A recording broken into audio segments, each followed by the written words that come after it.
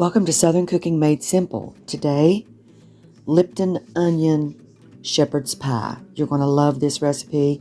I soaked the meat in 1 tablespoon of vinegar and a teaspoon of salt to get the blood out of it. And then I dredged it in flour with a teaspoon of salt in it. And then I browned this in the pan just so I could get it, just the flour would brown and give it a little bit of texture. And the flour is what's going to thicken up our gravy in the oven because we're going to braise this in a beef broth braising liquid. Now, I baked mine for 2 hours because I had over 2 pounds of beef. But if you only have 1 pound of beef, you want to bake it at 350 for about an hour and then check and see if it's tender enough. Cover the meat with the braising liquid and bake it. And as you check it along the way, you may have to add more water. I had to put like 4 more cups of water in mine because it'll boil down. And I take it out and stir it a couple times, put it back in, and then you're ready to go to the next step.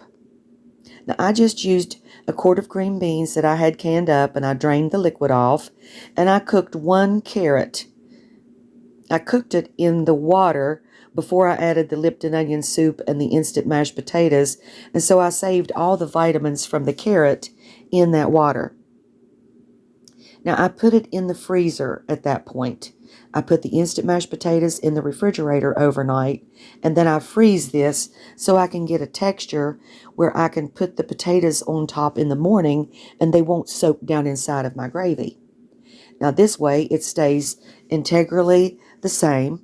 You have the frozen casserole underneath, and then you're placing the mashed potatoes you had in the refrigerator overnight to gain flavor and let that Lipton onion soup mix marry with all that cheese. Freezer meals your whole family will enjoy. Budget friendly, delicious, and cheap. Y'all come back now.